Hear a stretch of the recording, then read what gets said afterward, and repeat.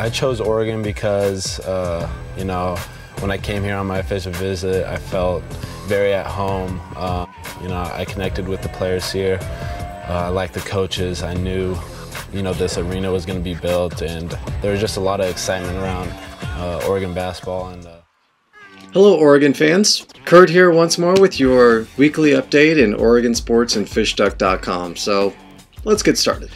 All eyes were on the men's basketball team in the Pac-12 Tournament at Staples Center on Thursday night.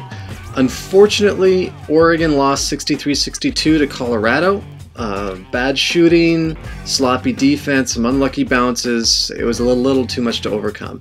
And as we saw on Saturday, Colorado ended up winning the whole tournament.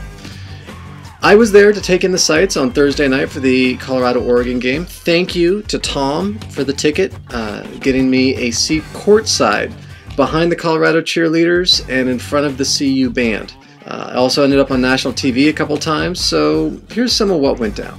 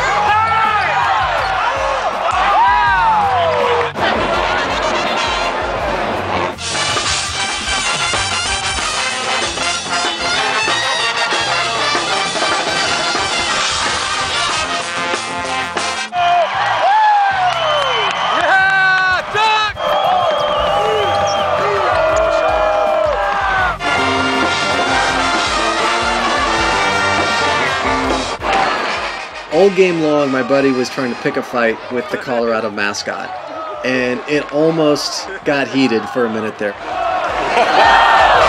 What time? Right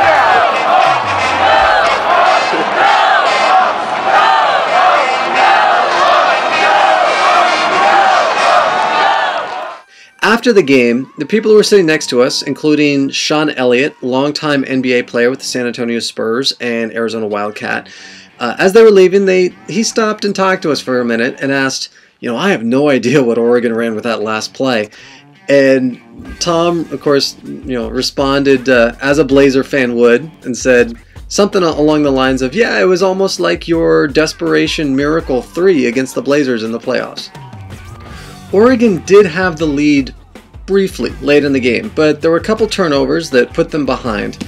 The Ducks did have the ball with 4 seconds left, but they could only manage a deep contested three-pointer from DeVoe Joseph. He missed, and that was the ball game.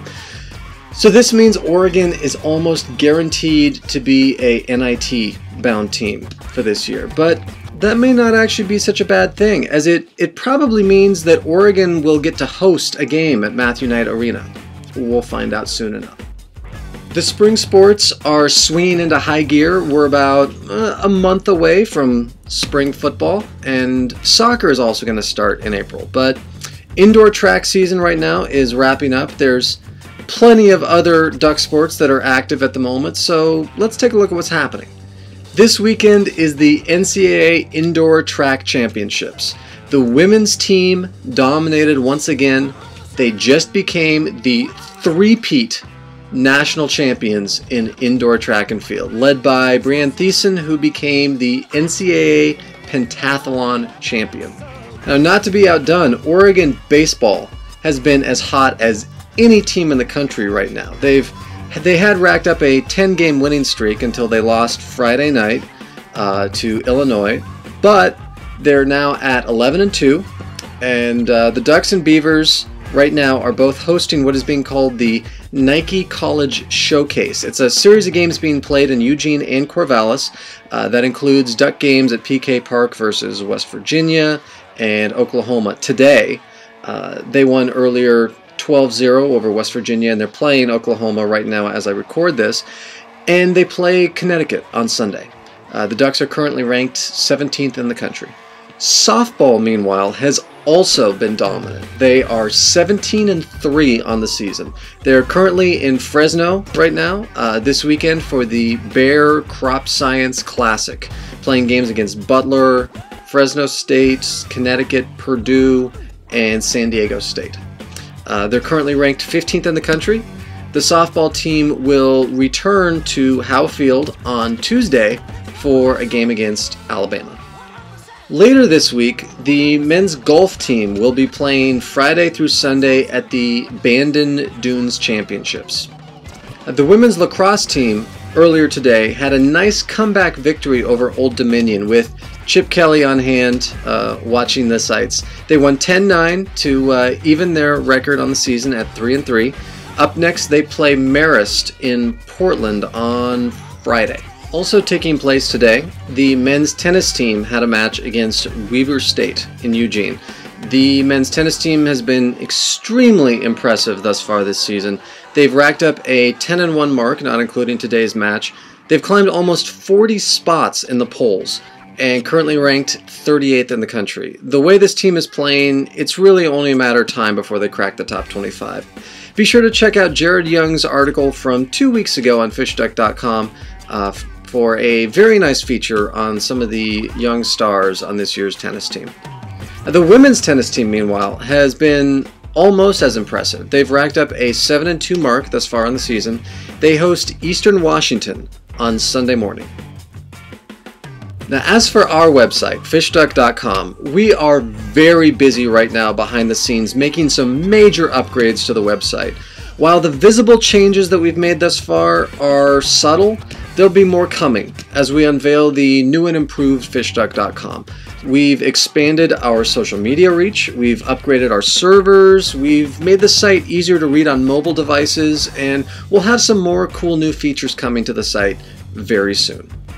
We got the week started with a very interesting article from Brian Libby where he took a second look at Oregon's new helmets from the Rose Bowl and decided that, you know what, maybe he does kind of like them after all. Me personally, I thought they were cool, but for me, nothing beats the classic 80s and 90s with the helmet stripe. These are my all-time favorites.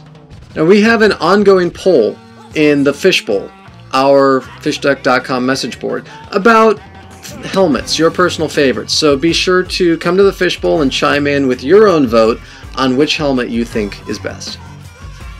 On Tuesday, Jared Young prepped for the Pac-12 Tournament by looking at the basketball season, as well as addressing a few rumors appearing on Twitter regarding Coach Altman. Tuesdays are also when we put out a new FishDuck video, and this week it was Josh Schlichter taking a look at inside running plays used by the various spread offense coaches that are now scattered throughout the current Pac-12. Wednesday is recruiting days on FishDuck, and Mark Flores provided his weekly update in the world of recruiting by looking at Oregon native and Duck commit Thomas Tyner, as well as looking at a few other potential recruits that the Ducks are pursuing. Thursday was my next video in our ongoing FishDuck one-on-one interview series, and this time around we featured one of our own writers, Josh White. Also on Thursday, Chris Carbonier continued his series analyzing Pac-12 recruiting by counting down the top 3 classes in the conference. And do not miss, also from Thursday, David Mello's fantastic interview with Michael Fletcher. it is well worth your time. For example, did you know that Oregon's defensive rover position was created because of Michael Fletcher? Oh, and Fletch is also the reason why before every home game, the team walks through the Moe Center surrounded by fans. Check out the article to find out why.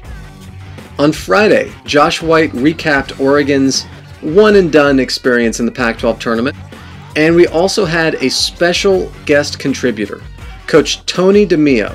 He's a long-time college football coach, multiple times over named Coach of the Year in his particular divisions, and an innovator of the triple gun offense, a variation of the spread.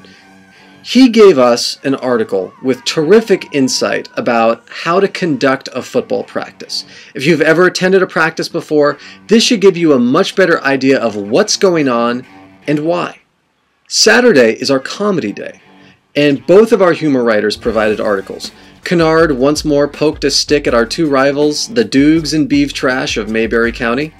And also Kim Hastings took a look at this year's presidential candidates and pondered what would it be like if their stats were listed like basketball rosters. Now be sure to check out FishDuck.com every day for new articles, and don't forget our message board, the Fishbowl, our massive video archive, the Fish Tank. You know, a lot of work goes into our video archives. You know, people who know me know that I've been doing video archiving for years now. And it does take a lot of work, particularly the historic highlights that I compile. You have to acquire the footage, convert it, timestamp it, capture it, upload it, and tag it. So I need to give a huge thank you to Jeff Sellers, who has been helping me with some of that process. And as a result, plenty more highlights are on their way. And now, my random tweet of the week. Hey, will you shut up? Thank you.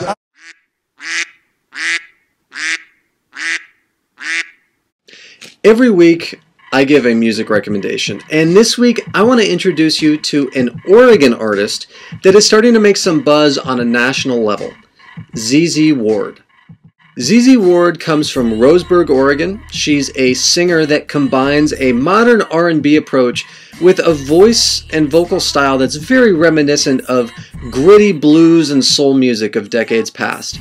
She's appeared on many tracks from local Oregon hip-hop artists singing hooks on their songs, and she's now on the verge of hitting the big time. ZZ Ward is performing at South by Southwest this week in Texas, and she was prominently featured this week on NPR. ZZ is currently on a national tour that includes multiple South by Southwest showcases and 2 stops here in Los Angeles at the Troubadour at the end of this month, and some shows in Europe in April. Her album is available as a free download on her website, zzward.com.